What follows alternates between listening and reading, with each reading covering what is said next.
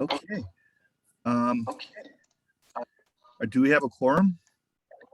Yes, there is a quorum. Excellent. I'd like to call the meeting to order.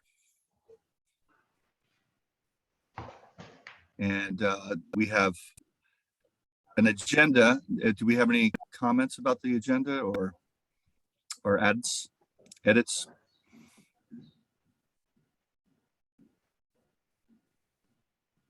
Okay, here we go. Thank you.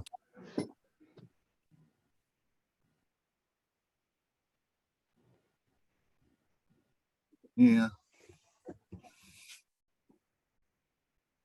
I guess if there's no comments on that, then let's move to the approval of the minutes. Do you have the minutes or do we need to show that?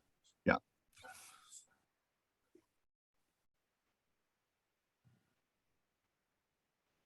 Okay, do I hear a motion to approve the minutes? I approve them. I'll second, Sarah. Who was the first person? Jed. Okay, I recognize Jed as, and who seconded? Sarah. Sarah, I recognize Sarah's seconding. Motion has been made. Is there any other discussion on the minutes? All right, hearing nothing, all in favor of approving the minutes, say aye. Aye. Aye. All opposed, say nay. Any abstentions? All right, hearing. The minutes have been approved.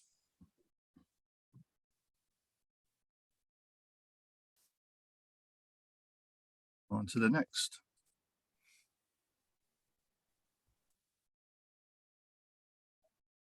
Okay, is there anyone from the public here today?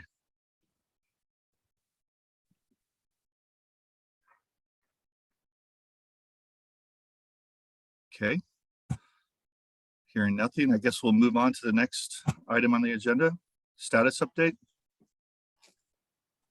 Peter, I'll be happy to jump in here. I did also want to point out something. Steve from River Conservancy has resigned his position. I believe that's already effective, and Erin DeVries who's a staffer, is attending, and I have put her in the spreadsheet as the representative. There may need to be some kind of paperwork catch up, but since we're well over the quorum, there's really no issue. But I did want to recognize that Erin is here and Steve will no longer be able to serve. And I don't know if you wanted to add anything to that, Erin. I didn't give you a warning that I was going to do this, but if you'd like, perhaps you could just say a word.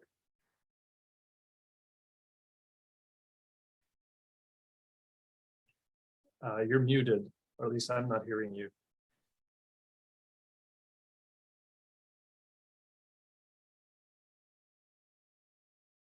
Are others hearing? No. Okay. Nope. Well, perhaps we'll sort that out a little bit later, and we'll give her a chance to do that, unless she's come on live now. No. Okay. Well, I'm happy to keep things rolling, and then we'll come back if that's all right. Okay. So we've done welcome and intros, or I guess if there's anyone else who would like to introduce themselves, we could take care of that. We've approved the agenda and the minutes, and made time for public comment. This is a time when I'm going to be doing a lot of talking, unfortunately, but it seemed appropriate to provide a series of status updates to the council.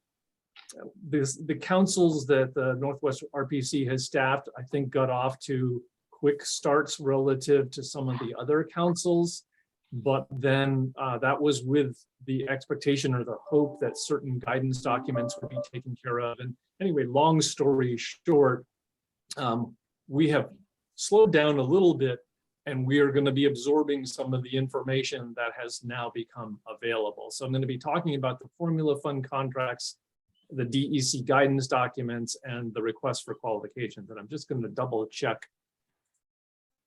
Okay, Aaron, everyone can see Aaron's note. In terms of the formula fund, oops, I'm just getting a note that Tom wants to connect. Or if Aaron, Dea, if you can just make sure people, and you're probably already doing that. I just wanted to lead with some of the most important stuff, which begins with the formula fund contracts. I'm just going to touch on why they're called the formula fund contracts and who the parties to the contracts are and the time period and the scope and the terms of the formula fund contracts, which as I'm understanding from a conversation with my executive director last night, she has signed just yesterday.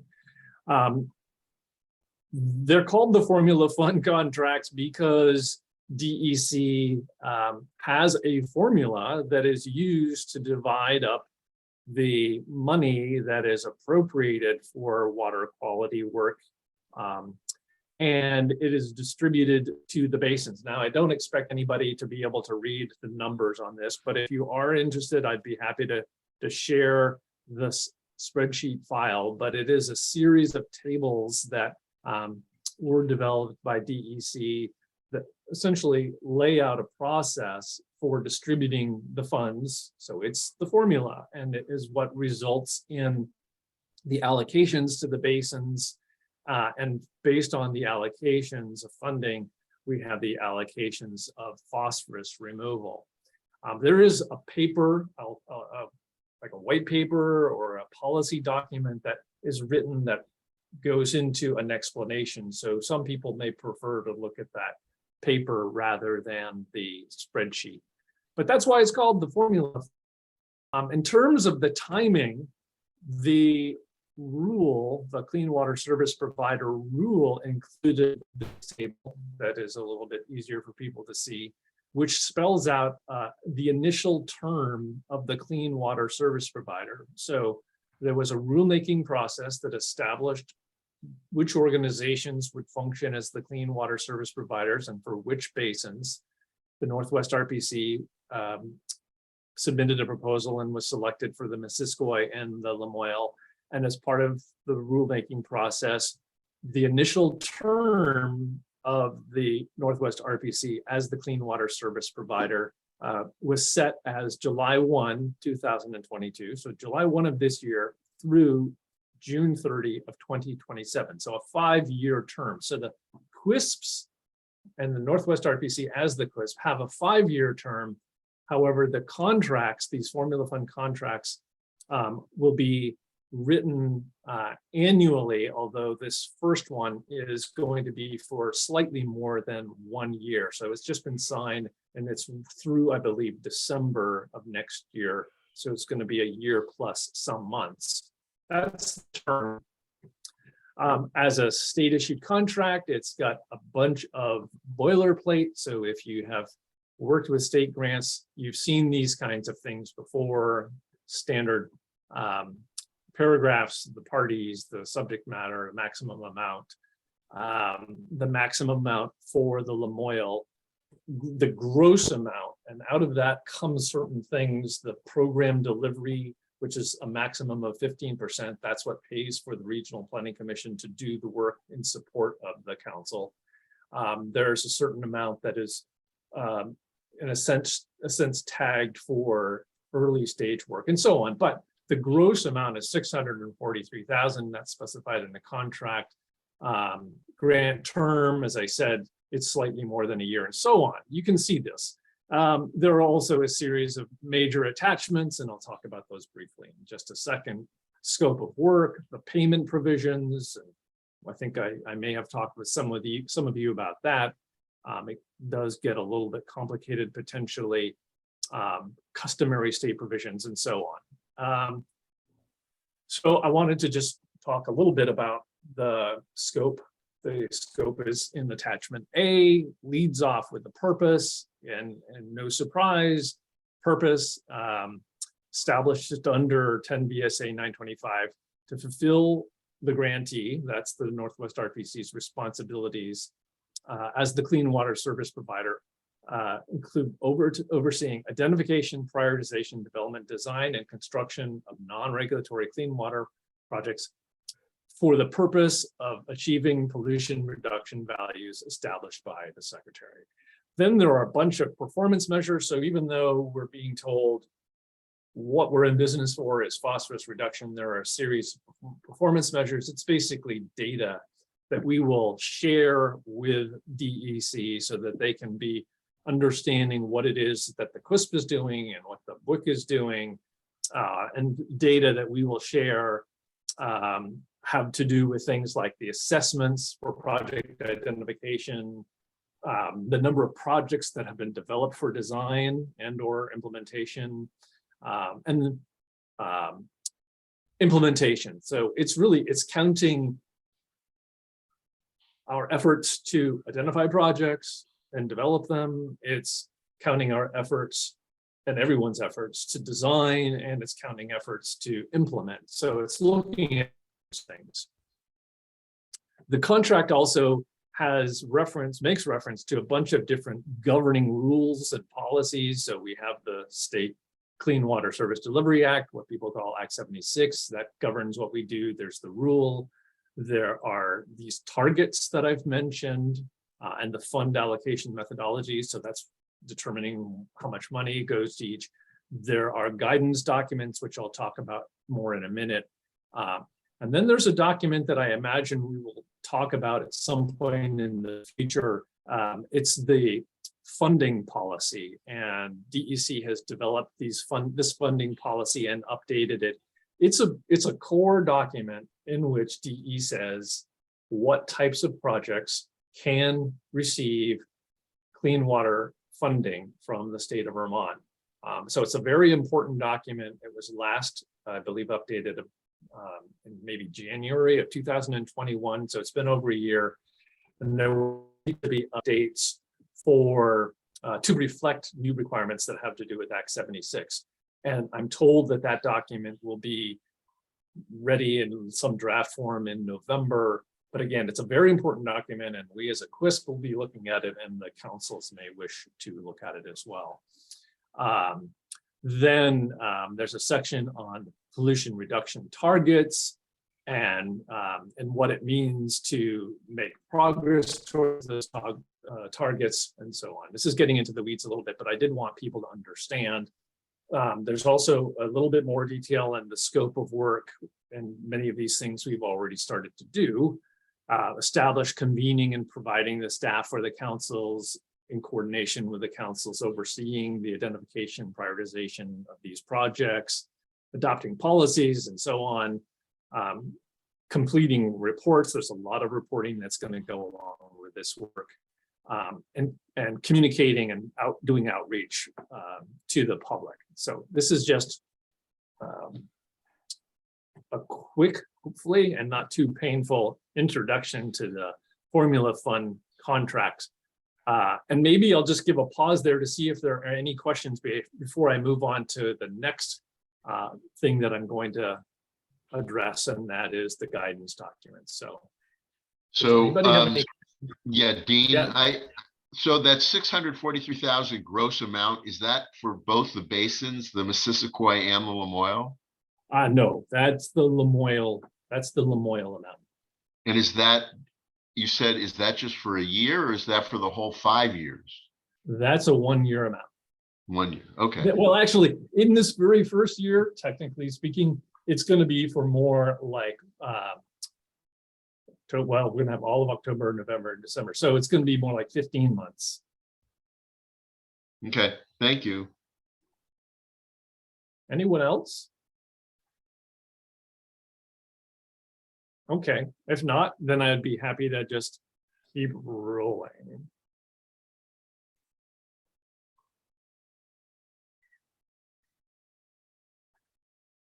So I've mentioned the guidance documents, and hopefully everyone can see these.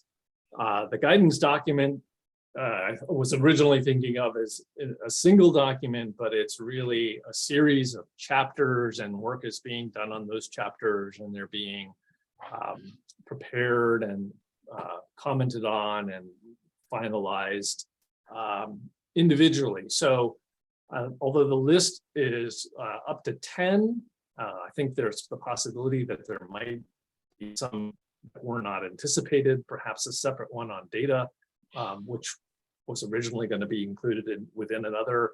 But the chapters 2, 3, and 4, which have to do with clean water service provider operations and governance matters, kind of an internal or more of an internal document or document regarding internal matters.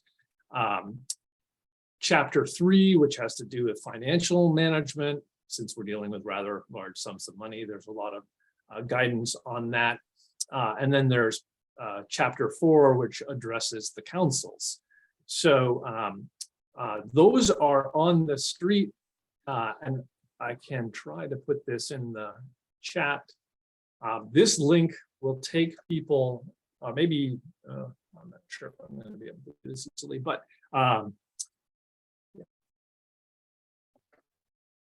if people want to click through to these documents, you are able to do so using the link that's in the chat.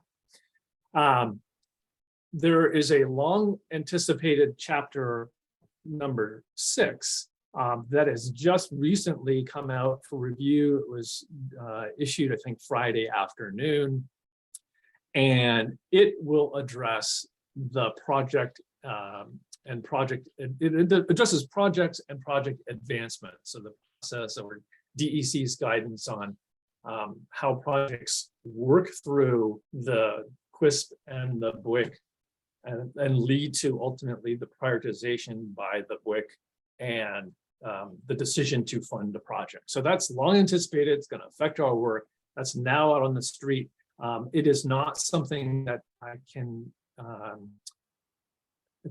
I'm aware of a link on any website, but that can be shared. And I will say that this third box, BWQ comment process, if any, I took part in the council meeting for Basin 5 yesterday. That's the Northern Lake Champlain, and the staff for that council's approach to this was, hey, council members, understand that chapter 6 is out. Review it if you'd like, and if you have comments, then work through your sector, your category. So by that I would mean if you're a conservation district, work through your conservation districts. If you're a watershed organization, work through other water, through WOV, let's say, to make those comments known. I'm not sure that that's the only way that it could be done. I think that organizations could make their comments directly to DEC. And I suppose if the council wished, it could make comments as a basin council. If I said QUISP, I meant BWQ, the council. I'm not sure that the council will have the wherewithal between meetings to do this, but I just did not want to leave out the possibility that if people on the council felt like the council, as a council, should make comments on chapter 6, that's not possible. There are going to be other documents that guide the work of the council and the QUISP. There are documents that will address standard costs or average costs for projects. That might actually have been done in an earlier form. There are documents that have to do with project tracking and accounting. That has a lot to do with the data that the QUISPs will be collecting. The formula grant targets, or rather the formula grant targets and fund allocation method, that's the paper that I mentioned earlier, and things like that. So there are several sources of information that guide the work that we do. I'm just going to spend a minute to talk about what's in these chapters a little bit more, so that if it doesn't grab you, then you won't go online to read them. But chapter 2, these are the major sections. The assignment of responsibility to each of the basins, that's covered. The funding, there was a startup fund that's distinct from the formula grants. Stuff about operations, so each QUISP has to have a director, and you can see the things here. There's language on the open meeting law and the need to uphold that, and public records, and technology and reporting requirements. But as they said, this has a lot to do with the operations of the counts of the clean water service providers, and this document has been issued and it's considered final. Chapter 3, financial operations, internal control, and procurement and grant issuance. So it's what says or provides guidance on requesting proposals for pre-qualification, and I'll talk a little bit more about that. The role of the council in procurement. There's basically a lot of technical stuff having to do with procurement in Chapter 3. Chapter 4, again, this is the third of the chapters that's been considered final, and it's probably the one that council members would be most interested in. Gets at the membership and structure, the roles and responsibilities, meetings and actions. There's a section on participation in tactical basin planning. Many of you probably are aware of tactical basin plans, which get updated every 5 years. There's a DEC process for that. The councils are expected to have an important role in tactical basin planning going forward.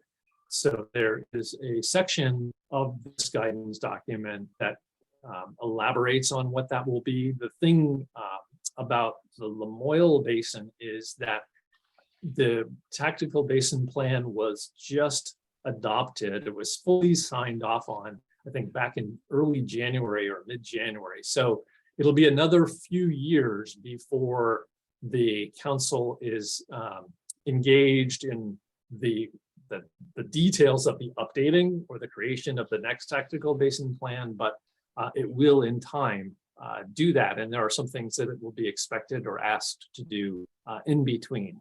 Stuff on professional conduct, and then their appendices. One thing that it doesn't have is the details on conflict of interest, and I have had conversations with some folks in this process, and they are looking to the guidance to have a better understanding of conflict of interest, because as many of you know, this situation or this configuration does create potential conflicts where you are an organization seeking funding for a project, and yet you're also a person who votes on projects and you're expected to recuse yourself and all that. But that's coming. I don't know the timetable, but be ready for it. Chapter 6, I mentioned it's in draft form. It's got an intro. It's got a purpose section. It talks about the screening for project eligibility, and this is where it makes reference to this CWIP funding policy. I'll just call it the funding policy. This is going to be why very important document. There's at least three sections or subcomponents on project prioritization.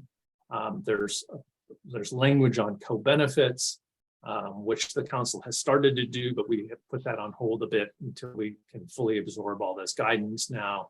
And there's a section on additional project scoring and selection considerations. But this is the broad strokes contents of Chapter 6. I will include it in a follow-up email so everyone has it.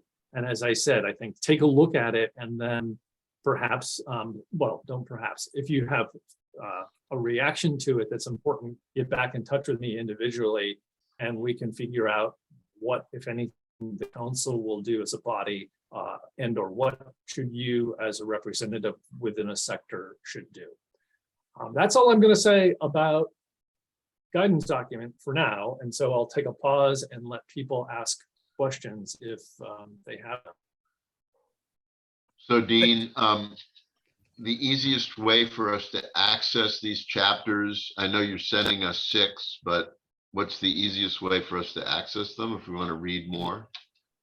Yeah, so Dea, and I thought I had tried, but there are links in the chat. So if you are on a computer, you can click that link, or I'm hoping that you can click that link and it will take you through. And if that doesn't work for you, then we will make sure that link is also in the follow-up. Right, because I mean, after the meeting, the link isn't active, is it? Oh, well, I just, the link is to a website. We'll make it part of the follow-up email if you're not able to click, if you're on a phone or a tablet or something like that. That makes it, yes, I'm biased here thinking that you might be on a computer, but we will have a link in a follow-up email that will make it possible to get to those. Okay. Dean, I got a question. The pre-qualification process, when does that begin? Do you know approximately? Well, if you can hold on just a minute. we'll Okay, be you're gonna getting get to that? shortly. Yeah. Okay, and then the second question was, do you know how far along chapter 7 is for operations and maintenance? Well, I know that work on operations and maintenance has been ongoing. I have not seen any chapters. However, I have been participating in a committee that is staffed by DEC people who have a working draft of an operation and maintenance manual. And what I'm guessing is that there's going to be information, in common between those two. So they've done a lot of work. At least the draft manual is an indication that they've done a lot of work, but I haven't heard a timetable for the release of that. I think the focus has been on the manual and that they probably figure that the guidance document will wrap around that manual and it won't be that big a lift, but I don't know a timetable. Okay, I guess I'm mostly interested in the funding aspect of maintenance and how that's going to be. Oh, yeah. Well, and described. that's, yes, that's a very big question. I mean, the thing I can say is that the funding, so for people to have some context, DEC is funding projects. That's what the formula funds are for, to build projects that will address phosphorus reduction and other things. As part of Act 76, the funding is also to be provided for the ongoing operation and maintenance of those projects, because if they're not operated correctly and maintained, they won't do what they're supposed to do. There will be a separate allocation of O&M funds in this first year. I don't have the details at my fingertips for that. In the future, it may continue to be a separate allocation.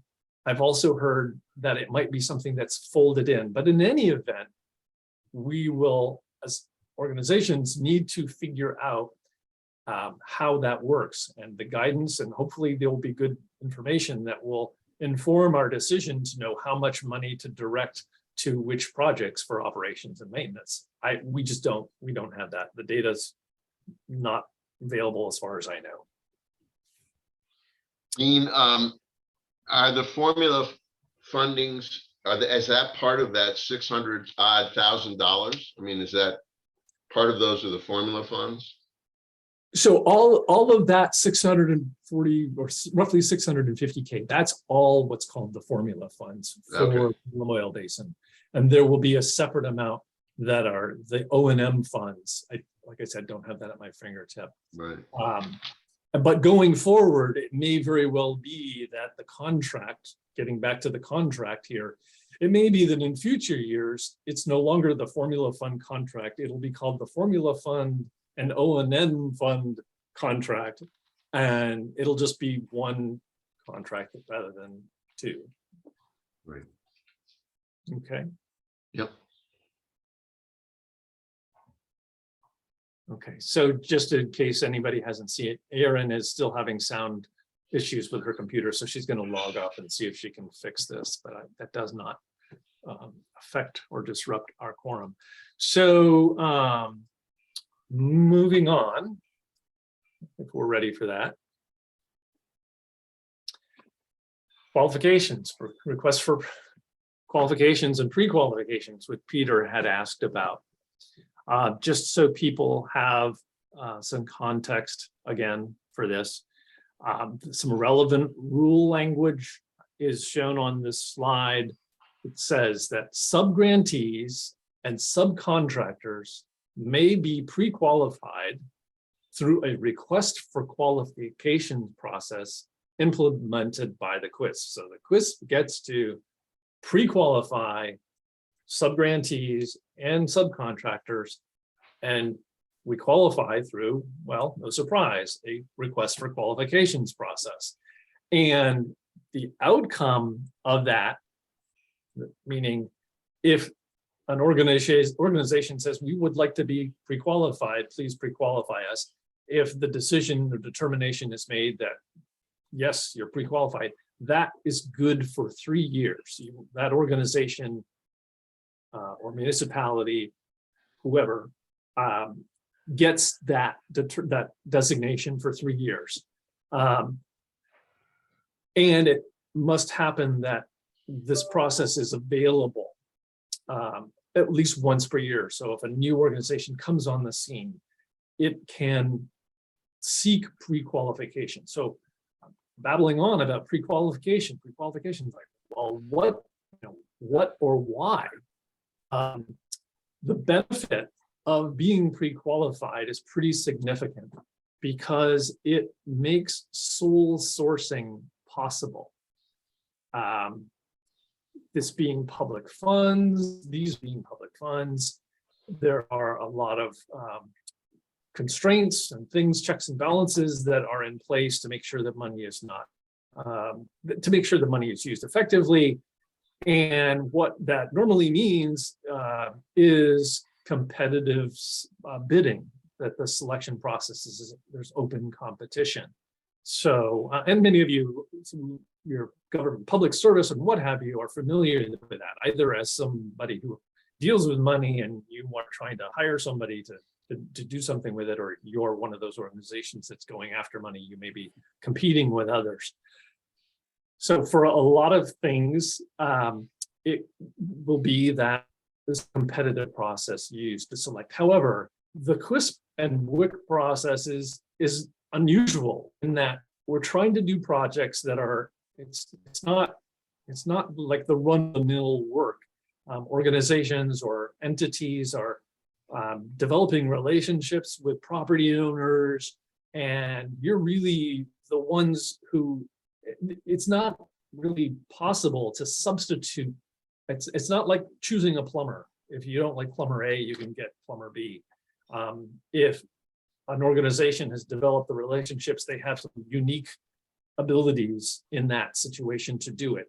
So the way Act 76 and the rule, implementing rule are written, there's this recognition that organizations that start to develop a project, it goes from an idea to a project, to something that needs money to move forward. You're in a unique spot, so this process needs to recognize that. And the solution to the problem was to have this pre-qualification process where basically if a group of organizations, any of them can demonstrate ability to do this type of work effectively, I'll just say, then you get this status, which means that if that organization has one of these projects and it comes through the QUISP and it gets to the council and the council says, yes, this is a good project, we're not put in a box where I, as a QUISP staffer, have to say, okay, now we have to put this project out for competitive selection. Where if that was the case, I'll just, non-watershed organization X could be, looking at this situation and thinking, this is crazy, because why should I have to go through this extra step? I'm uniquely qualified. Or those other organizations don't know the property owners and the property owner would never work. So it avoids this situation. So babbling on again about pre-qualification, because it is important, it is meaningful, and it has benefits. And so it means that if an organization or entity is pre-qualified, they don't have to worry about the riders being changed as in the middle of the horse race, so to speak. So that's why we're doing it. And so the steps ahead, this is getting more directly to Peter's question. I shared the rule, the language from the rule, and I said subgrantees and subcontractors may. So subgrantees are more in the realm of organizations or municipalities that are not like for-profit enterprises. Subcontractors would be more in the realm of for-profit enterprises. I'm oversimplifying, but that's just the way I'm going to do it for now. We're not going to do the same process for both of those camps. We're going to use one process that is specific to the subgrantees, and that's where we are starting. I believe in the Basin 5, they did it the other way around. They did their solicitation for contractors first. We at the Northwest RPC are turning that around, and we're doing the pre-qualifications for organizations first because we want to get that taken care of and out of the way. So we have developed a document that is essentially a solicitation where I had a conversation with Catherine Dimitruk after I developed this slide. This is finalized the document. There will be separate processes for subgrantees. At present, the focus is subgrantees. We are able to say this morning, I'm able to say this morning that document will be ready for publication by end of day Monday. So it's coming, and it's coming pretty soon. It's likely to include a template that will simplify the process. So it's a document that says, here's what we're looking for. And then there's another document that's basically kind of like fill in the box, just to make it simpler and perhaps encourage some consistency. Then we will wait for the submittals, and by we, I mean the clean water service provider. So me and Dea and Catherine and others will await the submittals, and then we will process them. There'll be a scoring process, and we will award the designation to those organizations, and then we will inform them, you know, dear so-and-so, you've met the minimum requirements for pre-qualification, and you are pre-qualified for a period of 3 years. And that's what's going to be helpful when those projects come in seeking money and would not have to worry about the situation I described earlier. I'm deliberately not sharing the text of the request for qualifications because that would give or could give unfair advantage to some of you. And there's also this notion that those who are the subject of a document like this shouldn't be involved in its preparation. So I'm not sharing it, but it is coming soon. The schedule I just started touching on. This is not locked in stone, but it's pretty clear, available by Monday, end of day. Process, the deadline, we're putting it out about a month, and then putting about 3 weeks for the processing and then awarding. So that's the rough time frame. Well, maybe not so rough time frame that we are foreseeing for the pre-qualification of subgrantees. Now I see that I've got a typo. Subgrantors, no, this should say subcontractors RFQ. So that other category, that other group of folks, the more for-profit entities oriented folks, it's not something I can say for sure, but I'm imagining it being everything like this above, but delayed by 1 month. And I think that's all I'm going to say about pre-qualification, and then let anybody who has questions ask them. Dean, I have a question right off the bat and kind of bring this down to earth.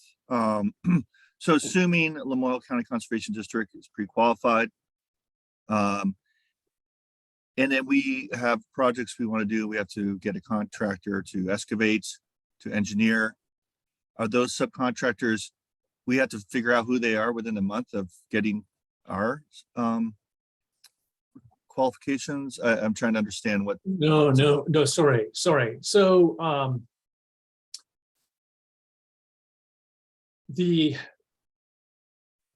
there will be a step. So if the organization itself if it's not a project where you gather volunteers and it's volunteer done, but you're going to have subcontractors of your own.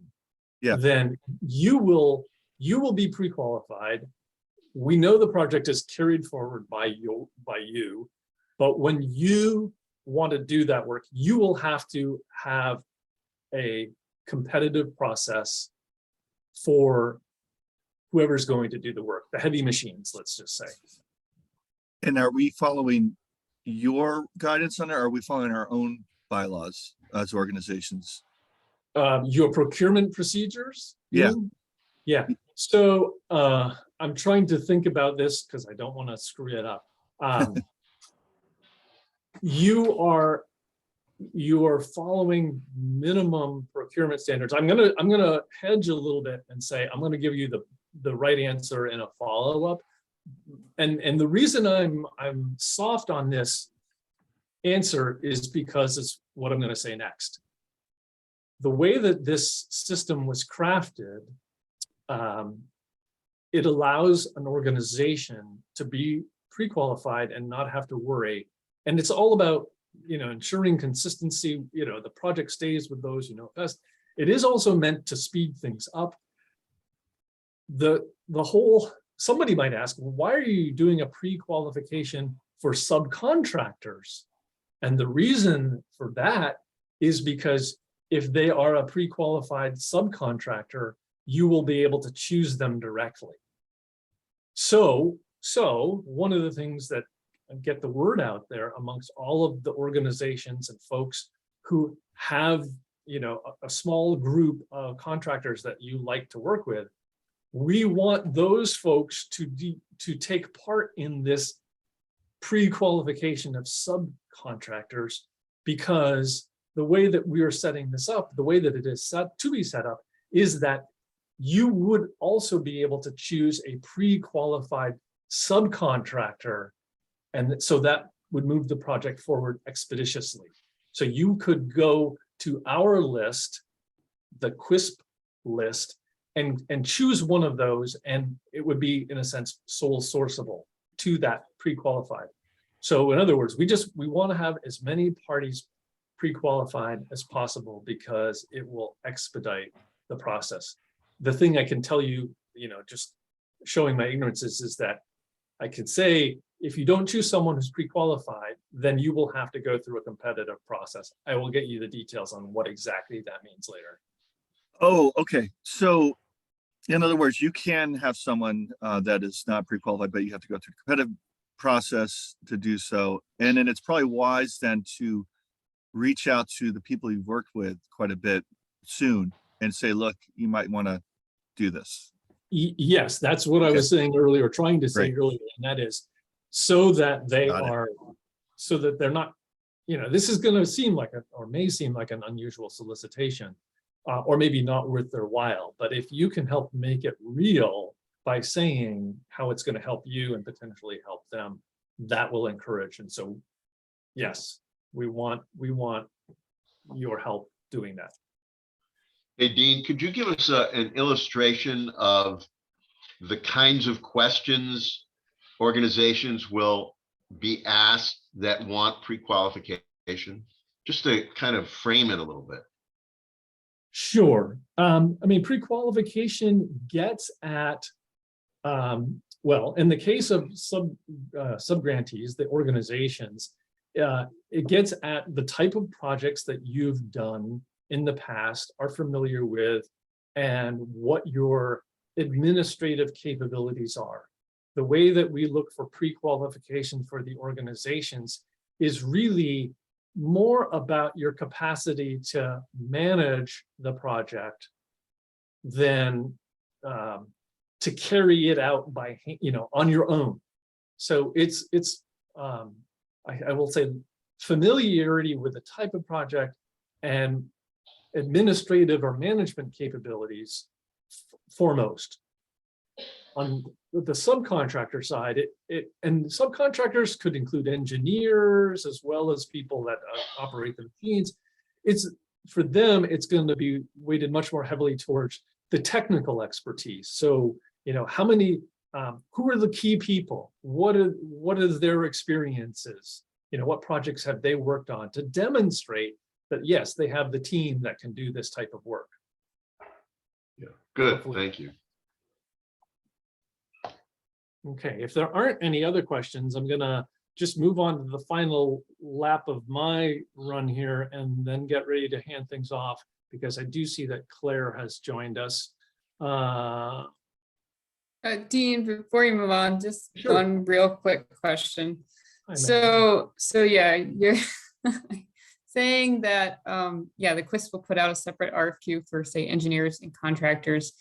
And I know you said you'll do the organization subcontractor RFQ first, but what's the timeline then for the other RFQ that would be specific to, say, engineers and contractors? My hope is that everything is delayed about a month. So whereas the Okay. 26th of September, this coming Monday, is when the RFQ for subgrantees, the organizations is going out.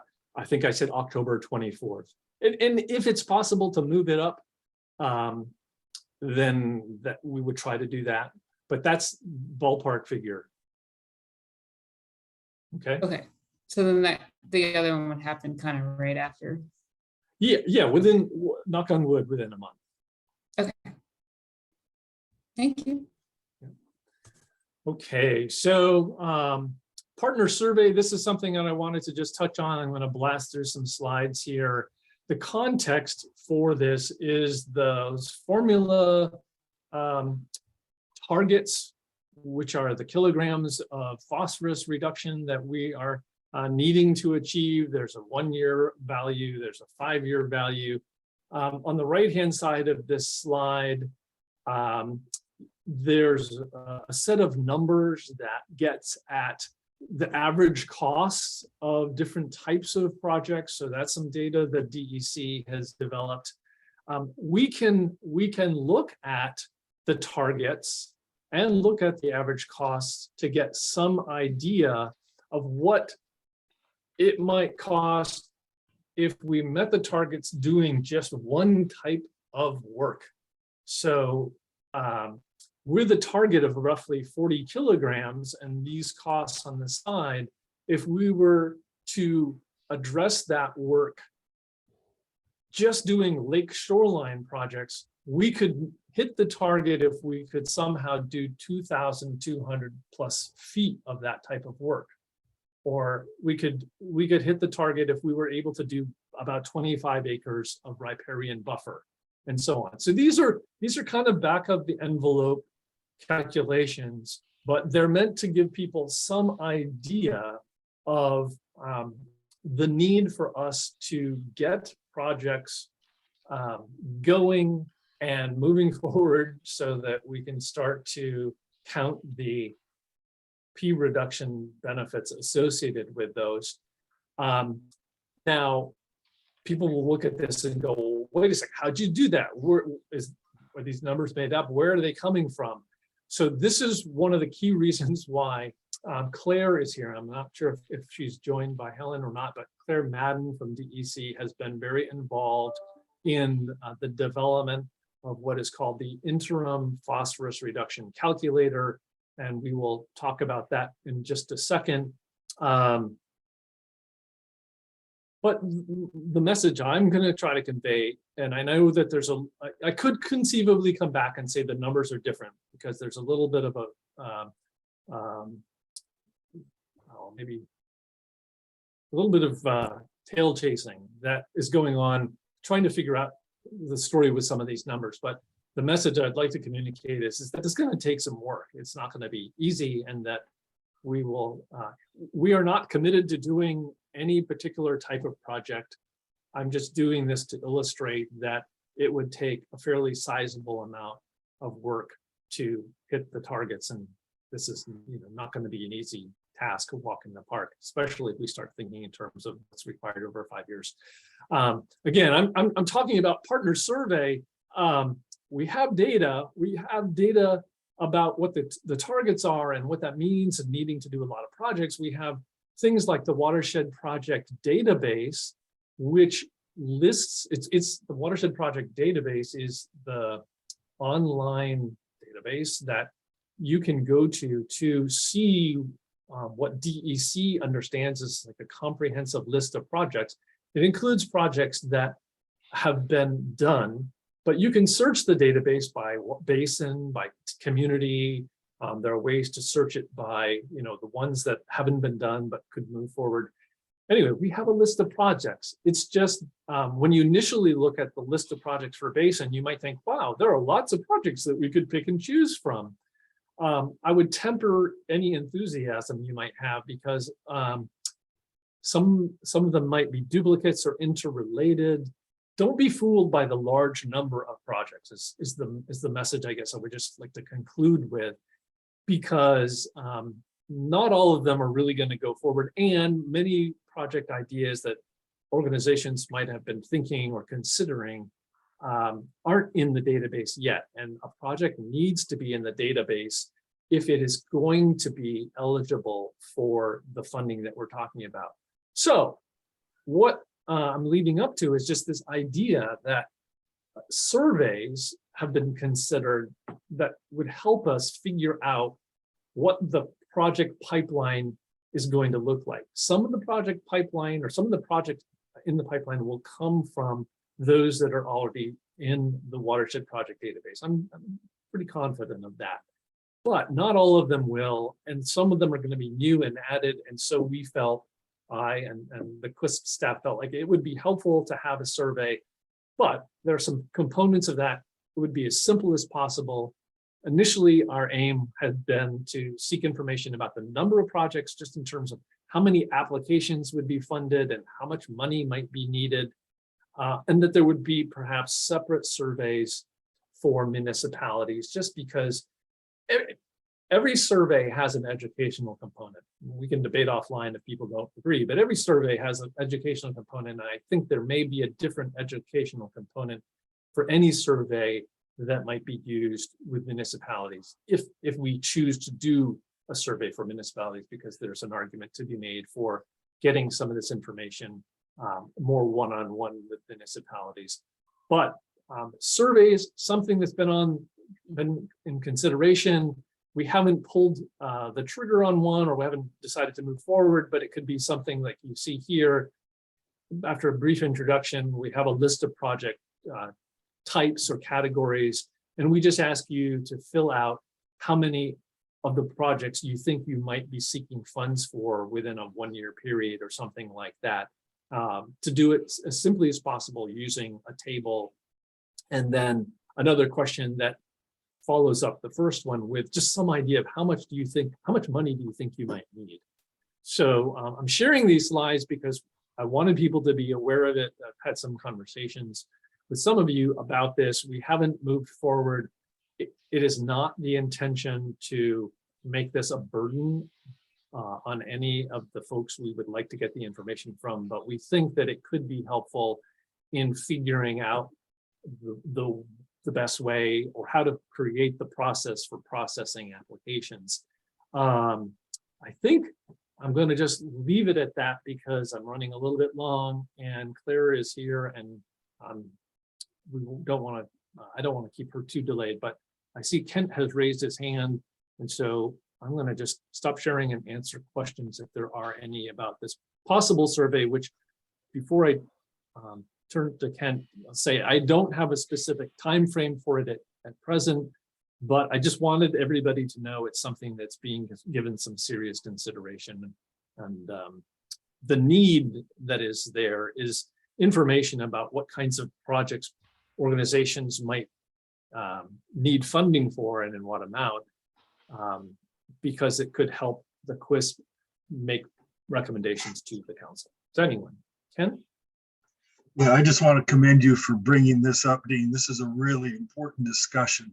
Could we, if we went back to the first spreadsheet where you listed like a dozen different types of projects across there, are you, and I think I have this right, I'm thinking that you are saying that it could be a combination of 7 or 8 of these types of projects to come up with the total amount of phosphorus that we're keeping out of the watershed? Or are you saying that each individual one that's listed will produce enough phosphorus loss reduction Okay, to so I'm sorry. satisfy the goal? Okay, we're going back to this slide. Correct. That's right. Yes. Okay, sorry. Yeah, so this is not saying all of these things are needed. It's simply saying that if we were to just do one type, I mean, the possible mix of projects is it's infinite in theory, I guess. I have no way of knowing, although I suppose if we did a survey and we could know that all of the projects in the survey were going to be submitted, we could start to model what the phosphorus reduction is going to be. But I'm doing this just to give some context. What does 40 kilograms of phosphorus reduction look like in the real world? Well, it might look like over 2,000 feet of lake shoreline work, or 40 kilograms of phosphorus reduction might look like 25 acres of riparian buffer work, or 46 acres of restoration, easement, and buffer. So that's what I'm saying. It's any one of those. It's certainly not all of them. No, that would be off the charts. Hope that helps. Yeah, it really does, because I took your example and I put it to a project I'm working on now, and I'm really getting an idea of the scope and what we're talking about, what we can actually accomplish in a watershed in a year. It's really, really helpful to see this. Yeah, and this is where I wanna tip my hat to Claire, because the work she's doing is really where it's the guts of this, and some of the examples that she walks through, I think will help people understand this better than I'm doing a job of explaining. With our second hand up, yeah, Lauren. I just wanted to comment on the survey, and I'll be curious to see how it comes through, but just noting that like any projects, I guess, that I have now, I'm applying to other funds for at this time. And so I don't necessarily have this other bucket of things waiting that some others might, certainly, but just trying to think about how dynamic this process is and how that funding can be used will be very helpful. Indeed, yeah, I totally hear you. Yeah. Bird So in the Dean- hand is worth. Yes, Dean, where would we get that information that you just showed us about the 40 kilograms of phosphorus reduction in different forms? Is that on the DEC guidance document? And if so, what chapter is it in? okay, so I'm going to go back to, I'm going to see if this works here.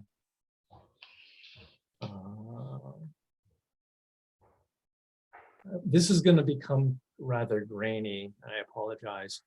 But do you remember I was talking about the formula fund and the tables? The place where the numbers come from are these tables.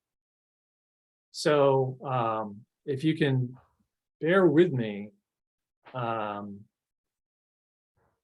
reduction targets based on available and minimum funds.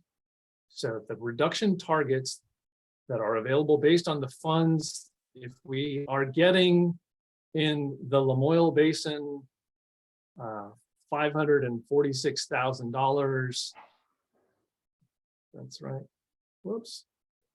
Then that amount of money is so this process is somewhat rational in that there was this recognition that there are these theoretical targets, but hey, the DEC can't expect councils and QUISP to achieve targets that we're not giving them the money for, because we, DEC, speaking for DEC, DEC has said we are going to fund this initiative. So they got a chunk of money. It's $7 million overall. And they've come up with what they think is a rational approach to distribute that across the basins, and that results in an amount of money for a basin. But then we look at that money and we say, well, how much phosphorus can we reduce with that amount of money? This is where those cost factors come in. So if you take the amount of money that's available in the basin, 546,000, the total is 643. That's, yeah, so roughly 650K. they made some assumptions about what the project mix might be in order to come up with the total. However, councils and QUISP can do any mix of projects that they want. It's just they based the award or the job on a mix. And so this is where we go from a total amount of money, 643,000, and that is sufficient or theoretically sufficient to address the 40 kilograms of, yeah, so $650,000 basically is enough to do 40 kilograms of work in theory. So that's where that number comes from. I'm not doing a clear job explaining it, Jed, but No, it's- no, I understand that. I was just saying, where do we get that, go to get that table that describes the different ways of achieving that 40 kilograms? Okay, so that is something I can include. That's in this PowerPoint, and that's something that I can share as well. Okay, great. Thank you.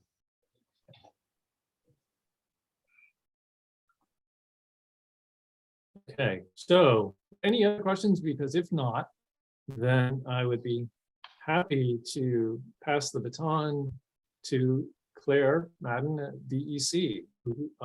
Claire, I can give you the ability to share slides if you have them, and we can start to give you the Yeah, floor. that'd be great to be able to share the screen. Can everybody hear me okay? Yes. Great, thanks. Thanks, Dean. So my name is Claire Madden. I am the TMDL Tracking and Accounting Coordinator for the Clean Water Initiative program at DEC. And I'm here today to do a demonstration of the interim phosphorus reduction calculator tool. I'll run through two examples of calculating a phosphorus reduction for a hypothetical project. And I'll also demonstrate how to use the cost effectiveness calculator portion of the tool, which was built to help with project comparison and prioritization. We should have some time at the when I finish up for questions, but also feel free to jump in if you have a question along the way. Once I start sharing my screen, I might not be able to see raised hands, so I don't know if somebody else can keep an eye out, and if there's a burning question, just interrupt me. That's totally fine. So we've developed the spreadsheet tool to calculate estimated annual phosphorus reductions for several types of clean water projects based on anticipated project implementation metrics. So this means, like, in the planning phase, what you think the project might look like. You can use the calculator tool to get a sense of what that represents in terms of a phosphorus reduction.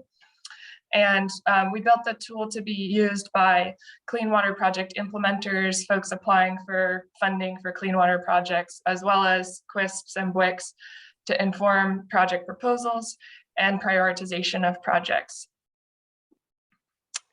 The tool is available for download at our website.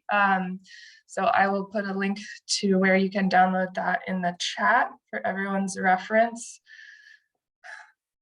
All right, and I will start.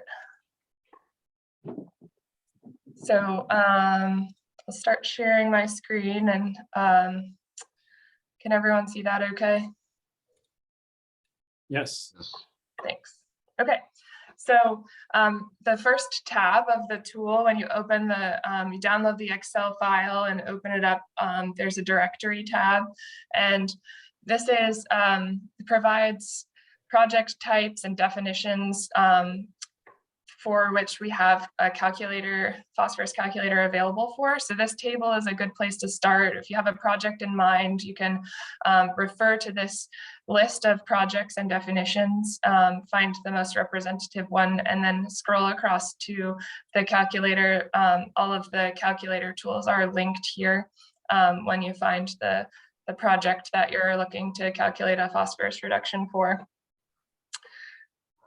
This Excel tool has the ability to calculate estimated phosphorus reduction for riparian buffer projects, bioengineered lake shoreline stabilization, flood and stream restoration projects, mitigation of gully erosion, forest road erosion remediation, and private road erosion remediation. And then we also have an online web application called the Stormwater Treatment Practice Calculator, which has been available for a couple of years now and is the best place to calculate estimated phosphorus reduction for any stormwater treatment practices. So that's linked here. That will take you to the web application, that link. As Dean mentioned, the calculator tool is built based on standard operating procedures for tracking and accounting that DEC has published for clean water projects. We have links to those standard operating procedure documents here if you'd like more information on the methods behind these calculations. It should be detailed in those documents.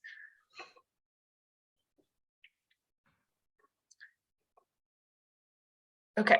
So I'll walk through an example of a riparian buffer project to demonstrate how to use the tool. You can navigate to any of the project types by clicking on the appropriate tab here in the kind of blue colored tabs, as well as clicking on the links from the directory page. Could get to the same place by clicking that link. Okay, so when you download the tool, each tab of the tool has an example that will be there for reference, just to try and help, indicate kind of what information should be entered in each field. It's best to move from left to right through the input sections of the calculator.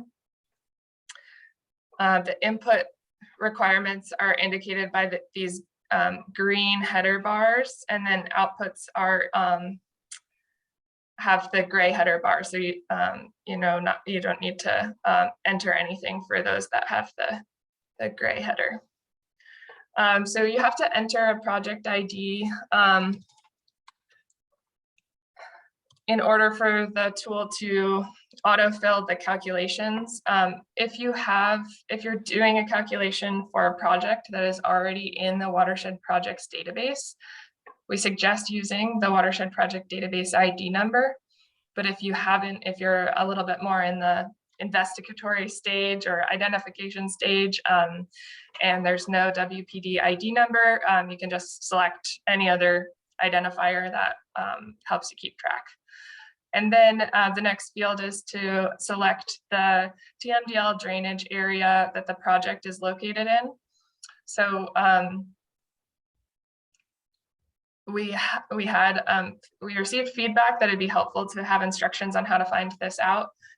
You can visit the ANR Atlas, which is a web-based map tool, and find the TMDL drainage area name for your project location through the ANR Atlas.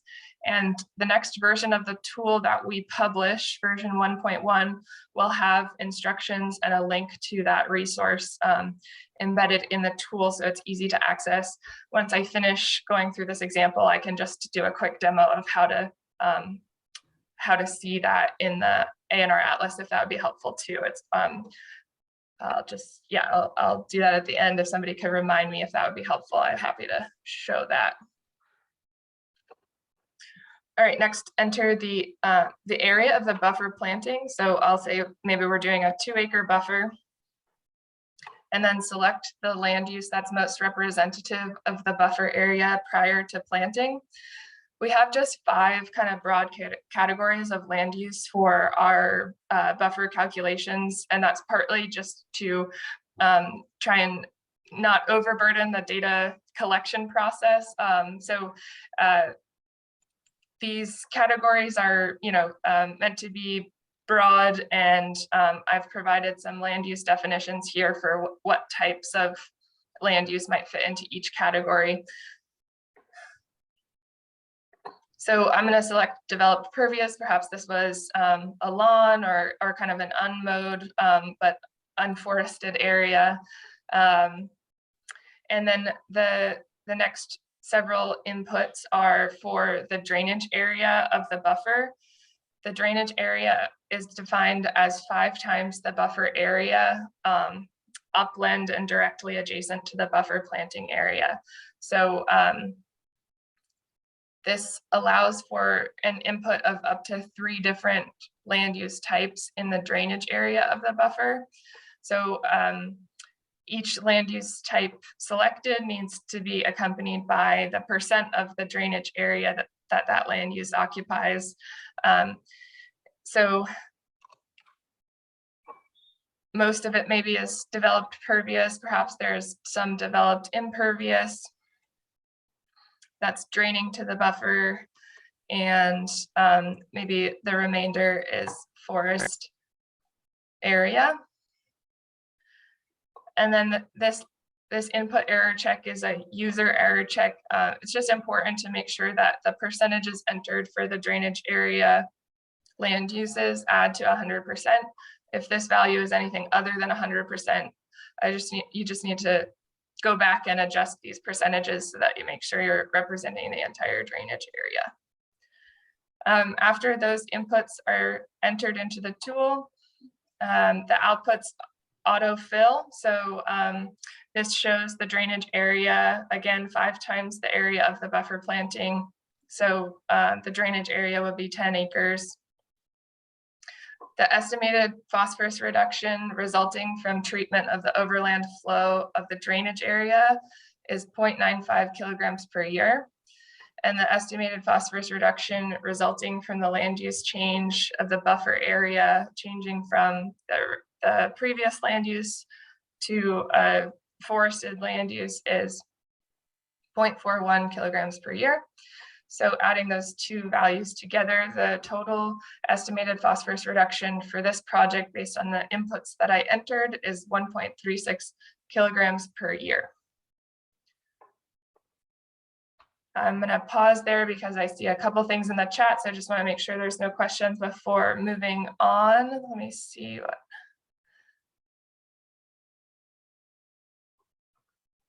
Okay.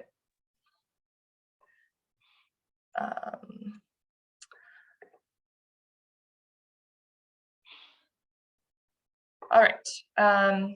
So the other tabs in the tool are structured pretty similarly. Again, there's an example for each tab that you can refer to. So for another project type, if you're considering a lake shoreline restoration project, maybe you're looking at about 25 feet of shoreline to be restored.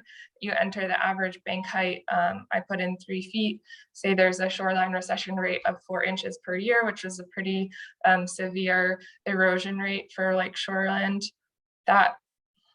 Those project metrics would result in an estimated annual phosphorus reduction from the restoration project of 0.45 kilograms per year.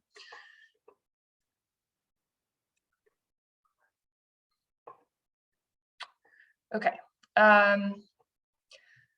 I mentioned we also have the STP calculator, the stormwater treatment practice calculator, which I can go through a quick example of. I'm just gonna have to switch my screen sharing settings. And so the STP calculator works, functions very similarly. It's just a little bit different format. That is available at this link here. It's also available, it's linked through on the Clean Water portal. Here's some more resources. You can access it here. You can also access it by clicking on the link that's in the directory tab of the Excel calculator tool. So here, if we were to select the Lamoille River as a drainage area,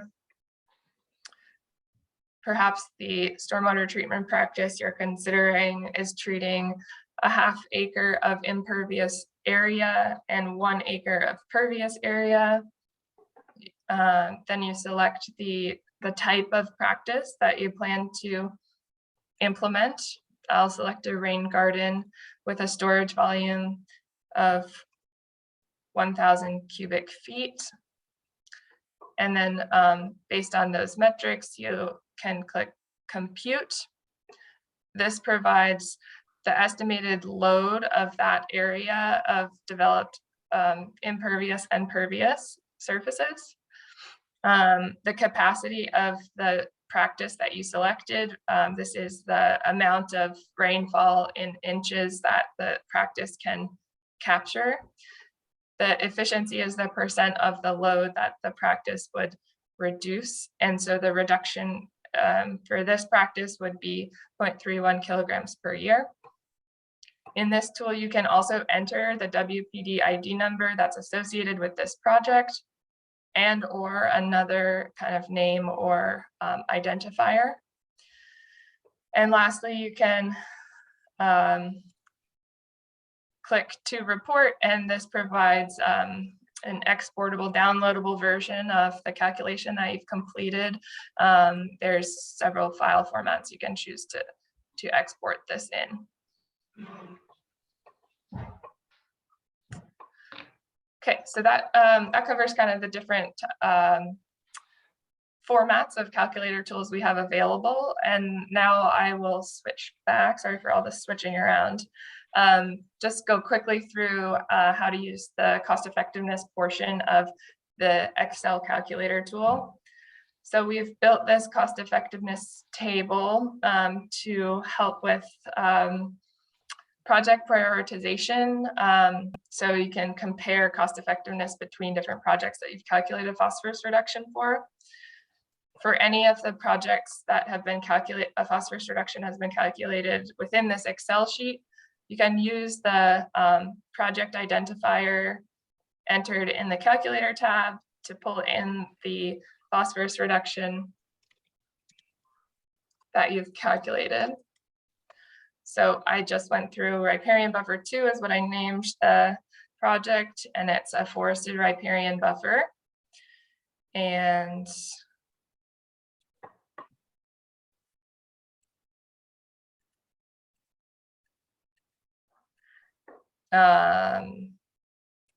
sorry, a little technical difficulty here.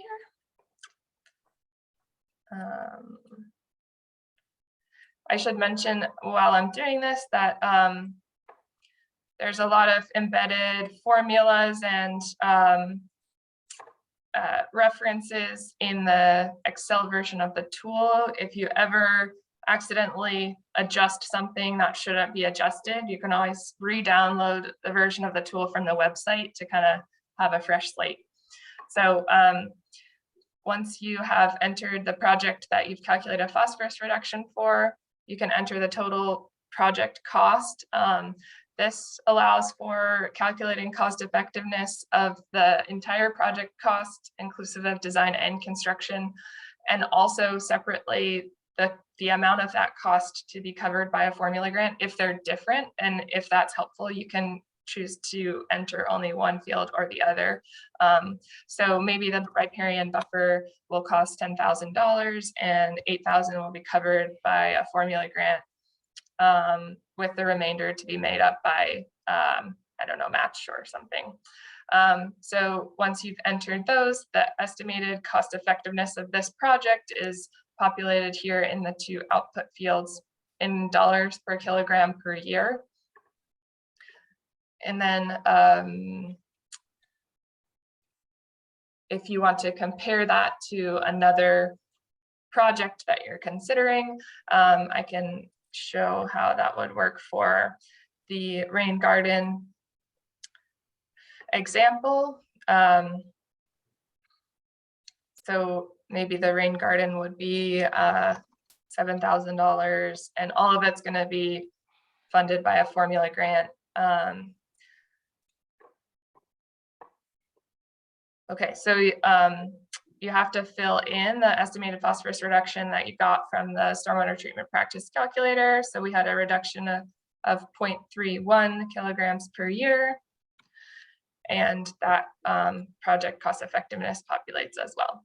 So you could use the cost effectiveness table to kind of build a list of different projects with the estimated phosphorus reduction and then the estimated cost effectiveness as one tool to help with project prioritization and selection.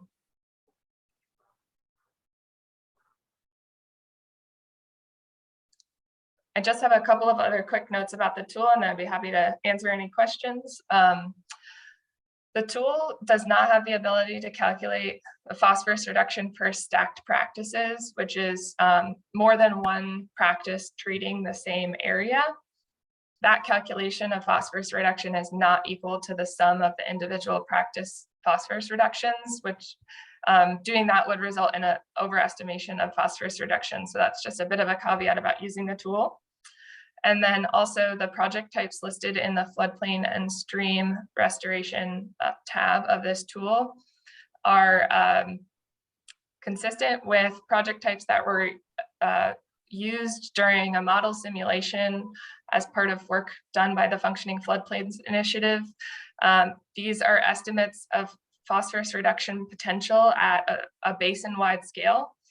The Functioning Floodplains Initiative is currently in the final stages of building a web-based application that will have functionality of estimating phosphorus reduction for a larger suite of floodplain and stream restoration projects at a much finer spatial scale.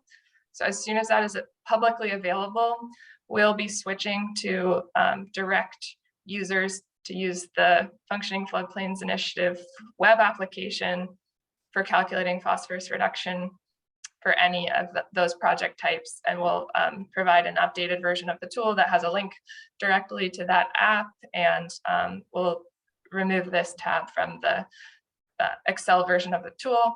This is just available now as the Functioning Floodplains Initiative finishes up their development of that tool.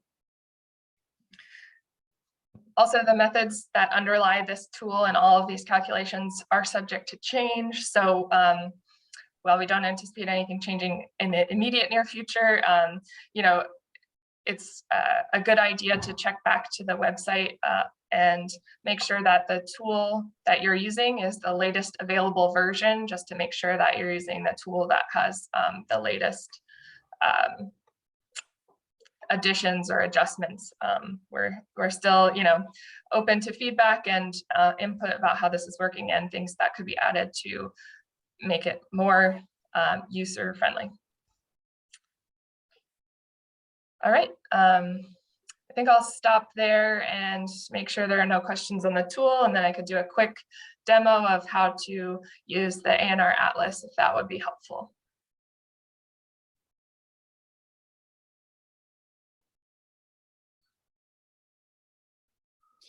I'm happy to jump in with one, Claire. Sure. DEC has invested a lot of effort in creating these tools to estimate phosphorus reduction. Has it done any work, or is the next step to use all of these tools to try to get a handle on project efficacy? Like what's the most efficacious type of project to do? I know that this is separate from cost effectiveness, and I'll have a comment for council members later, but is that something that DEC has done or is thinking about doing? Because I've noodled with these tools a bit myself, and I have my own thoughts on it, but I don't think I'm not confident enough to say that, you know, this type of project really is the best efficacy if we're just looking at ways to reduce phosphorus. But do you have an opinion, or has DEC done work on that? That's a great question. I'm not aware of, you know, kind of a large scale analysis on what basically is, you know, going to get you the biggest phosphorus reduction for the effort.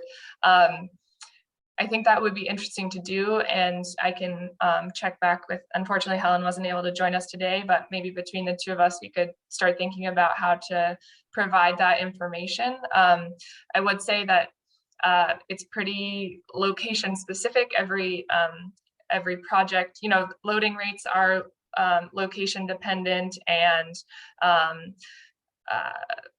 the efficiencies,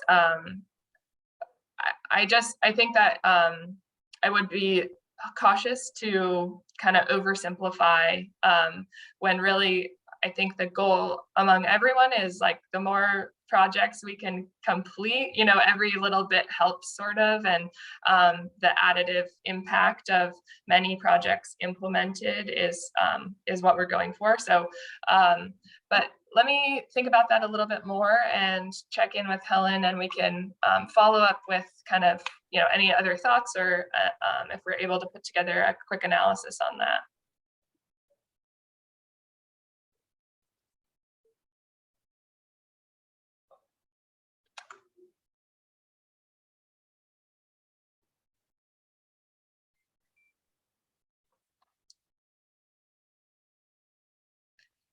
Might be time to go to the map.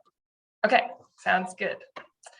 All right, so for those of you that are not familiar, the ANR Atlas is a map tool that has a lot of really useful information.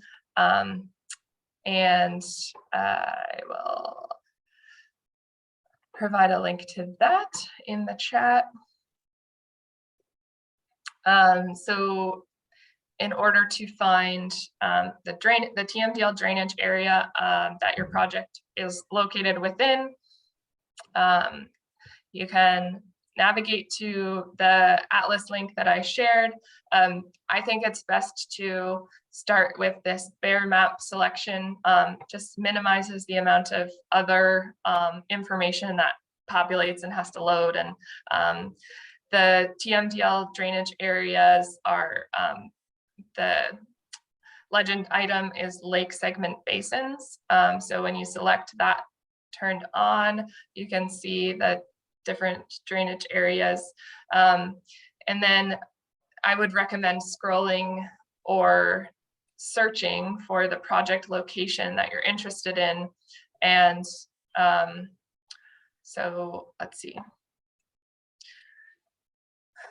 The reason that I recommend that is because some of these segments show, for example, like Mallett's Bay, it shows as all of this purple color, but there's actually 2 different areas that have different names. So this area that's highlighted in blue right now is the Mallett's Bay direct drainage.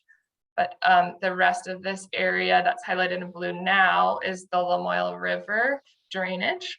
So you can scroll in, pretty far in, find the location of the project that you're considering, and then it should show that the name you can see here now. The segment is Mallett's Bay, but the drainage, the TMDL drainage area is the Lamoille River, for if we were doing a project on the Westford Underhill town line.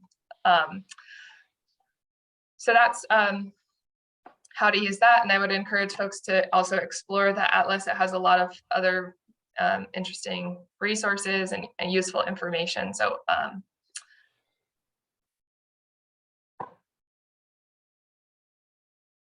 any questions on that, or any other questions on the tool, the calculator?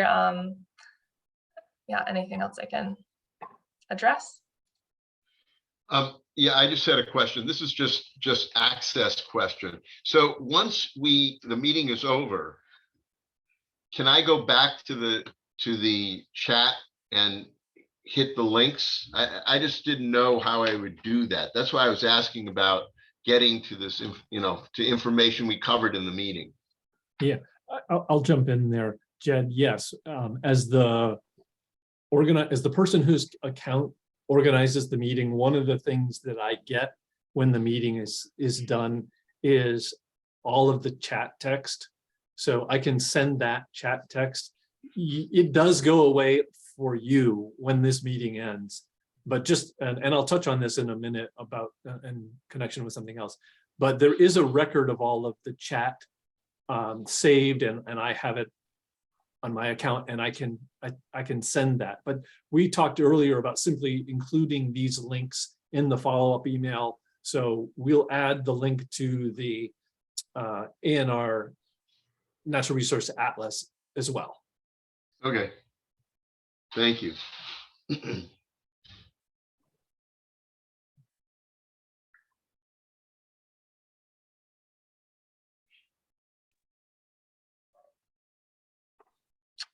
All right, if there's no other questions for the time being, I will just finish up by adding my email address in the chat. My email address is also in the Excel tool.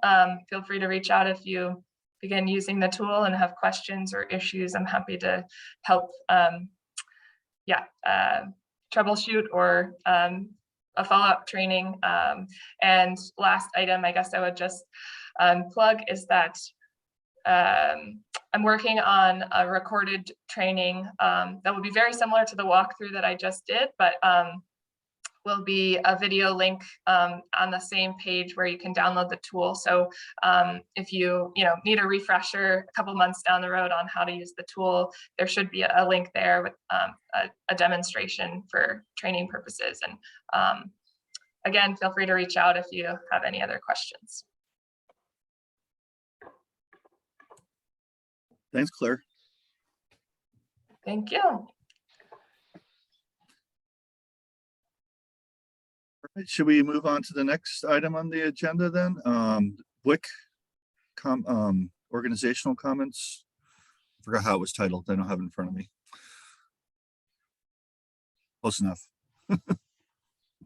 Happy to jump in there, Peter, if that's okay. Yep. Yes, this is on the agenda to give members a chance to share any thoughts about organizational matters. The Missisquoi Council has had some discussions related to the updating of their bylaws. I'm not trying to push you on any of those, but wanted the group to have this opportunity. And there is one thing in terms of sharing across councils, things that might be helpful. Something that is used that the council might want to consider, I'm going to show on this next slide. We're making reference to the chat. We want to make sure everybody knows what's going on in the chat if you called in and things like that. So the Missisquoi Council and their chair happens to be here, uses these Zoom norms. There's also a component having to do with inclusive language. It may be something that the council would like to consider doing in the future so that make sure everybody's introduced. We've done that. Pay a little bit of attention to your Zoom names and maybe also indicate if you're a voting member, non-voting member. Try to have your cameras on if you can, although that's not always possible. Try to avoid multitasking. Try to use the raise hand function. Anyway, these are some norms or guidelines that the Missisquoi Council uses, and I'm just sharing it as an example of something that the council here might want to consider. But anyway, this is not necessarily a long agenda item. I think it'd be a good idea to have our own. Creates a little more efficient meeting process with Zoom anyways. And they seem pretty simple, straightforward directions. And in paste.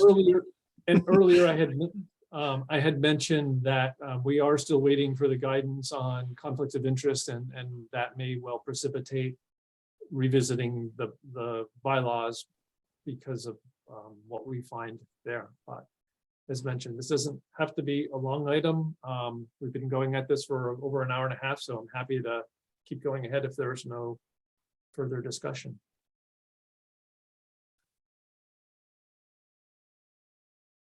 Seems like that might be the case. Oh, Are you ready, Peter? yeah, I will have to share the screen, and I'm assuming I can do that. I believe you should be able to, and if you're not, I will double check here. I just wonder if I can.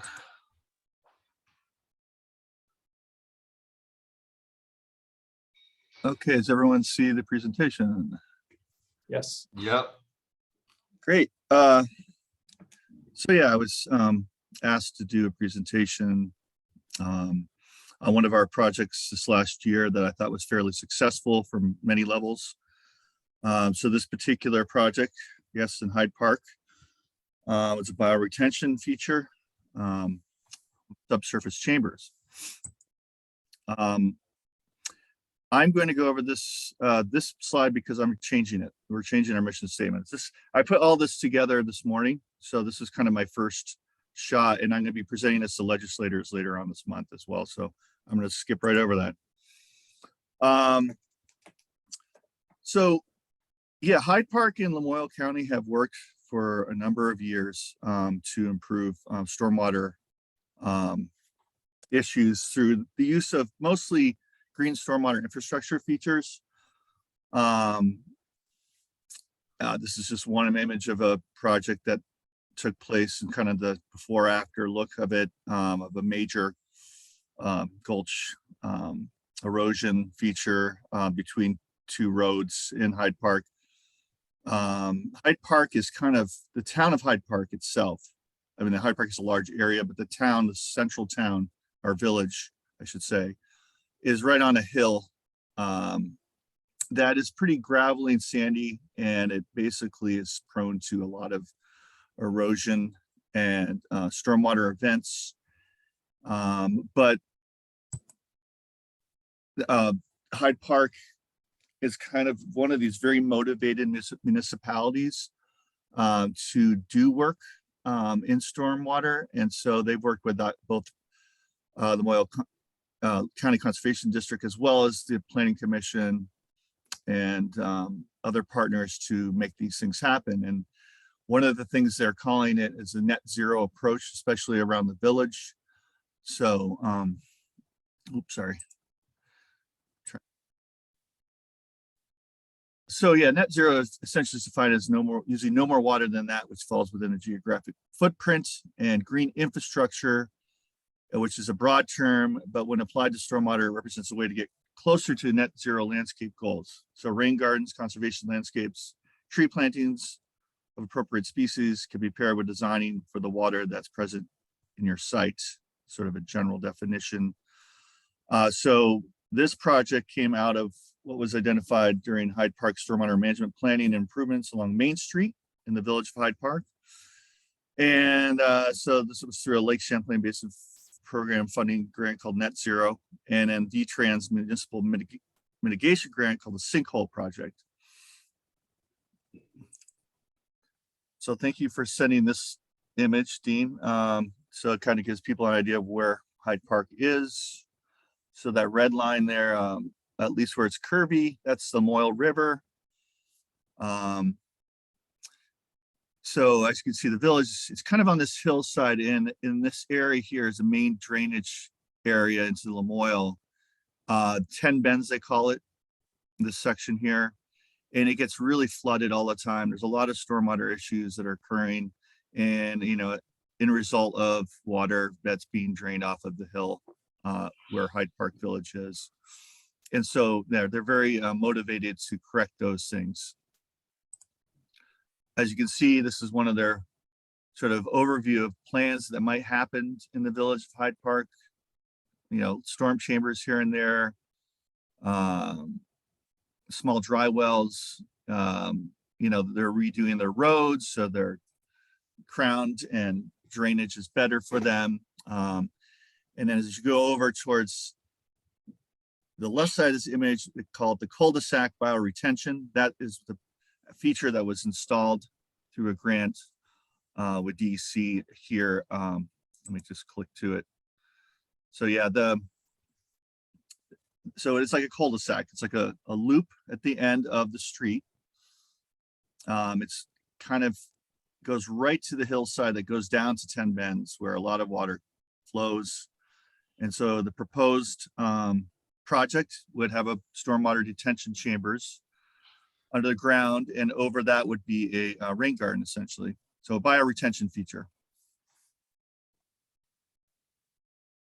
So this is sort of the image before, what it looked like.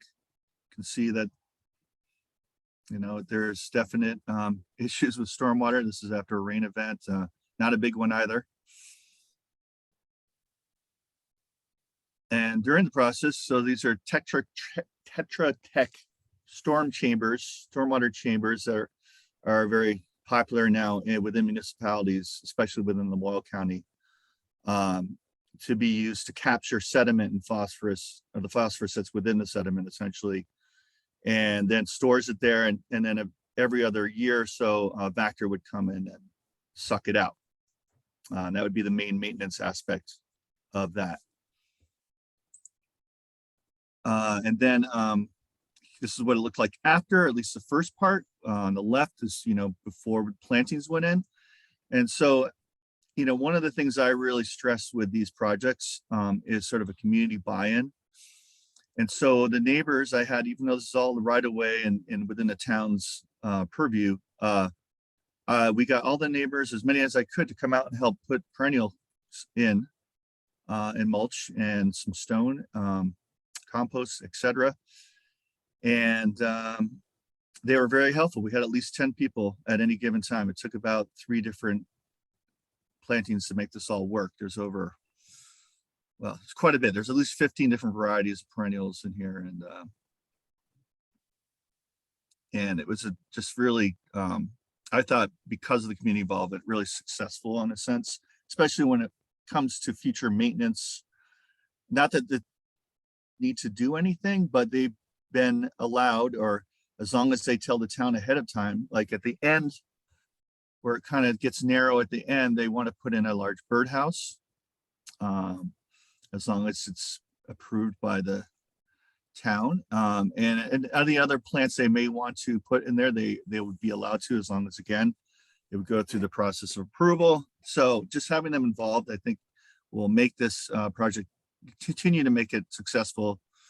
It'll be sort of like a neighborhood watch. I think there's something wrong here, and we'll work with the main partners, the town, Lamoille County Conservation District, and community members to make it right.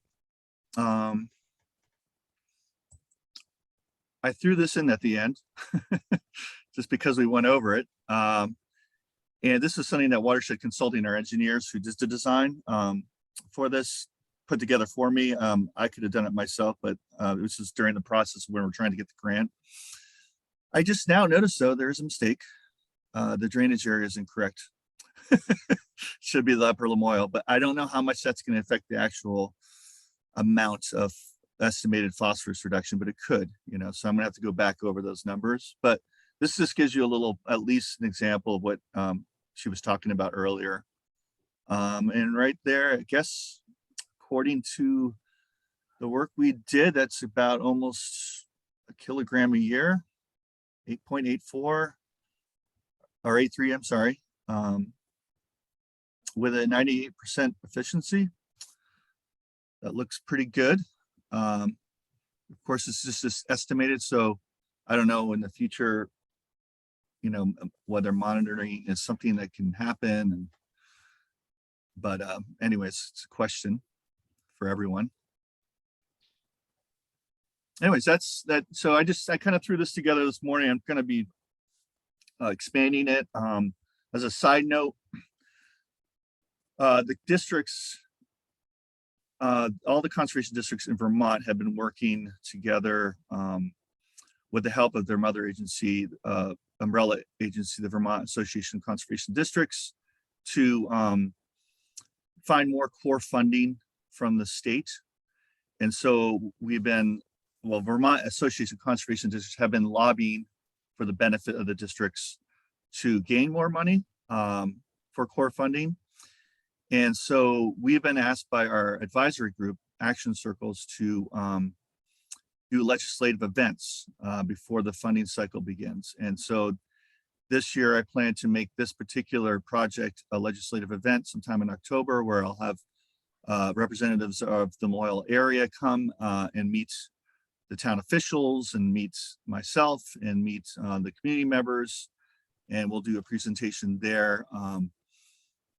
Hopefully to, get someone within the legislative group to be a champion for the districts and help us get more funding in the future. So we're all going to be sort of promoting our own projects that we've been doing in all the 14 districts. And this will be ours. This was one of them, I thought, more successful ones that occurred this year. So anyways, questions? Peter? Yeah. First of all, thank you. That was excellent. I mean, it was really in a very short time and with a few photographs really showed, what you did. I was just curious about, like, who, maybe it wasn't any particular individual, but how it came to be recognized as a problem that the runoff was creating, some issues. I mean, how did that process happen? I mean, was it individuals within the community? Was it your conservation district that had been seeing this over and over again? I'm just curious how it happened. Okay, so the short answer, it came up in a study that was done of Main Street through a Lake Champlain Basin Program grant and through some municipal funds as well. Catch me. Someone's okay. And so, you know, it was identified with the help of, I think Watershed Consulting was the engineering group that was working with the town to determine these drainage areas and which were problematic.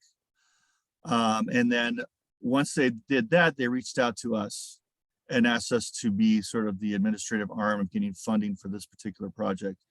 We're also going to be doing other projects. One that's not on this map, it's down the Johnson Street extension. We're hopefully going to finish maybe this year or in the spring. And then we've also, as a separate study, worked with Hyde Park to complete their stormwater master plan. And this was specifically not on the stormwater master plan because they wanted to make it a separate funding event. So in ways, Hyde Park has three overarching studies that occurred: stormwater master plan, then there's the net zero project, which is this that you're looking at, and then the sinkhole project, which the municipal I forgot V-Trans helped with, which they called it the sinkhole just because it essentially could happen at any moment you know, Hyde Park is a sandy hillside with lots of potential for collapse. And so I called it a sinkhole.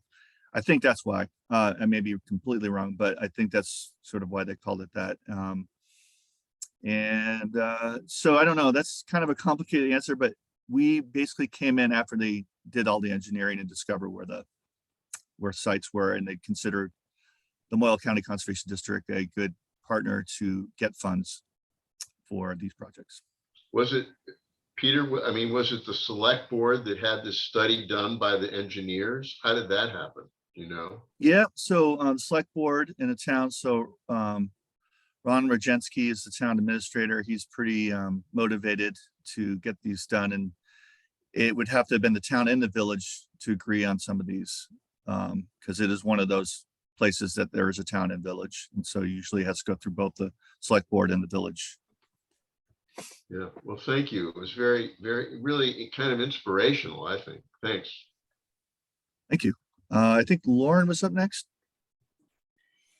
Peter, I'm just curious, like the Franklin County District doesn't really do stormwater stuff, and I'm wondering if there's maybe some advice on how to get involved or things to know in advance if we wanted to chase a similar project.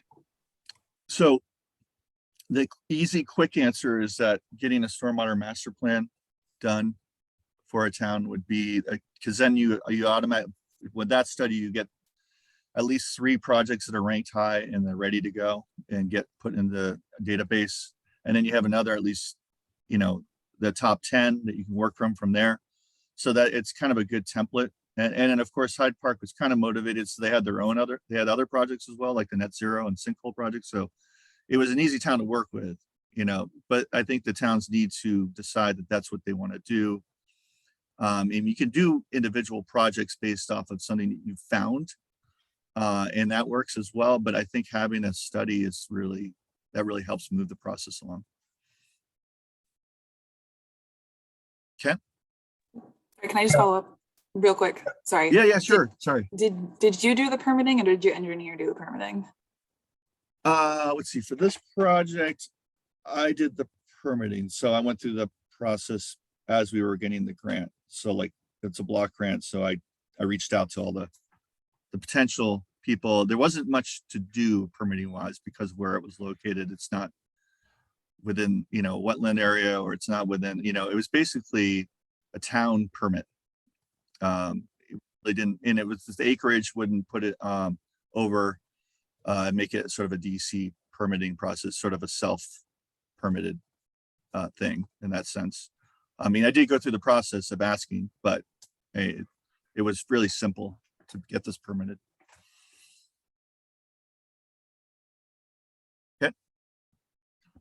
Okay, great. Yeah.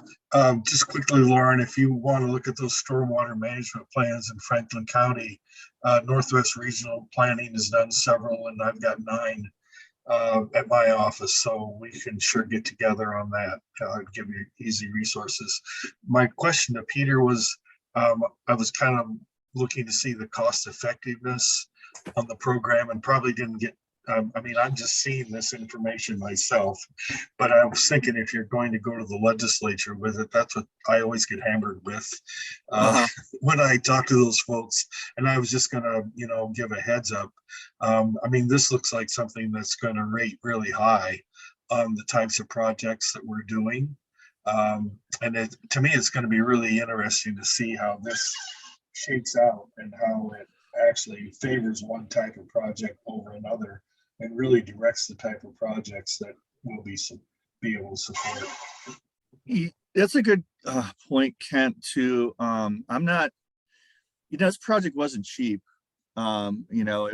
Efficiency wise, it's good. And I just don't know, I still don't have a good idea of what that is. Like what is the number that we want to see? I mean, fortunately, Hyde Park put in like a 30+% match on this too, which was really helpful because a lot of times we don't get that kind of match. So the entirety of the project was close to $80,000, and we put in about 50,000 or so through our grant. And I guess it seemed okay, for that to be done.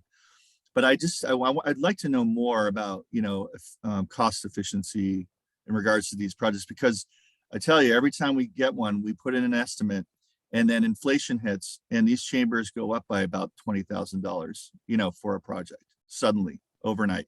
And so there's going to be a point where, how much can we get away with in that regard? If these are great systems, but if they become unaffordable, then we got to look elsewhere in a sense. I don't know. It's all really a good question, Ken. And it's something I want to do. It's a really scary time right now, I can tell you, because I had to amend that big grant down at Deerbrook, and the amount of phosphorus we're recovering for the dollar changed, and not for the good. And this is going to be our challenge going ahead. Yeah, I agree. I think Lauren, you want a question again, and Meg, and I don't know who came up first. Mine might not be directly to this project, but it was a bigger question to Dean about how we're going to back count projects. Do we have to do the whole P calculator and cost effectiveness at the end of the day to try to get credits for stuff that we did already? How far back are we going? That might be a question for another time. I'd be curious. And yeah, thanks. I can give a quick response, and that is to say, I don't have a lot of details, but I have heard people like Helen Carr indicate that there will be some time window that we could draw projects from, projects that have been done, and apply them as far as assessing their cost effectiveness. I think it's probably going to be a unique process. It'll be something like we figure out what the maximum project list could be. We as staff will identify what seem like strong contenders. We'll make a proposal to the council, and the council will decide. It will hinge on essentially how much it's going to cost to do the operation and maintenance. We don't know those things yet, but I think it's going to be kind of something specific to that effort, and the council will respond to a proposal that is our best shot at what we think makes sense. And I can delve into this more, but that's what I'll say for now.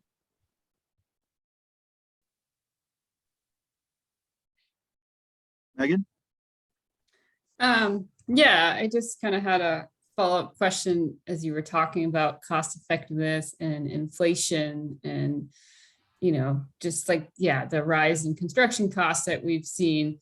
So I know with some of the other like block grant programs, for example, they have recognized that as an issue and, have said that we can, as a, somebody who has a a grant, managing a project, go back to the funder and actually ask for an increase in funding to accommodate that inflation. You know, especially if you have maybe you have a grant where you were just funded for final design and implementation. And then you finally get to implementation, right? And it costs, like you said, $20,000 more. Yeah. So is there going to be a process with the QUIS funds to go back as well, and account for that inflation? Yeah, the block grants do that, but Yeah, Yeah, if go I can jump in, Peter. Short answer I'll give is some of this is started to be addressed in chapter 6.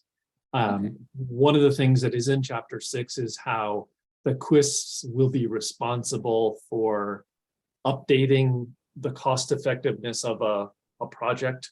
And so if the costs of a project rise, then we're supposed to be, you know, pulling together the cost effectiveness. And I made a note earlier, you know, basically the words people have taken out of my mouth is that this cost effectiveness is going to be a challenge. But I think that it's something that the council and the QUISP can be looking to develop a process for, which is what are the steps for accommodating cost increases, and we will figure that out. But since we've been told in chapter 6 that the QUISP is going to need to be keeping tabs on additional cost and updating cost effectiveness, that tells me that it assumes there's going to be a process by which a project sponsor can come back and ask for that money. To me, it's relatively simple, or could be, and that is you're doing the project, you need more money, it's been approved at a certain amount, we bring a request for additional funding, and it maybe has its own track. And I've said this before, that the council is going to be doing not just one prioritization, but it's going to be doing different types of prioritizations. And the question is just going to be, what's the total and how is it divided among those groups? And then we will be prioritizing within that one group, and then prioritizing within another group. And so to put an example of that, there might just be a certain portion of the overall funds that we have in place to address cost increases, and we have a different process for it. Hope. Yeah, that makes sense. Thank you.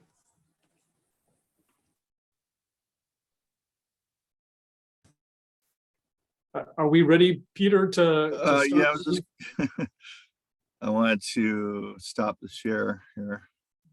There we go. Okay, so was the end of the agenda, correct?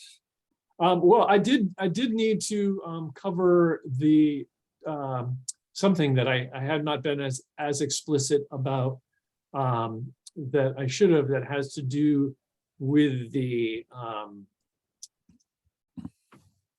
calendar. So we've been dealing with the project presentation. There's so meetings, and hopefully everybody sees this meetings slide. Unless there's any change, we'll be meeting every other month, hybrid meetings whenever possible. Try to centralize within the basin, perhaps, although that may be something that's aspirational more than accomplished. The critical thing is that the next meeting date, since we're meeting every other month, conflicts with the Thanksgiving holiday. So we must find an alternative. And my hope was that with as many people as we have online today, we could, you could give me an indication of your preference. Would it be better to meet 1 week ahead, with the meeting falling on what would be the 17th of November, or 1 week after, which would be December 1st? So can people indicate a preference? That would be helpful to me. Dean, I'll just say, I don't know if other people are planning to attend this, but on the 17th, there's a National Wildlife Federation training in South Burlington on conservation outreach, that I'll be at. But I don't know if anyone else is attending that. Okay.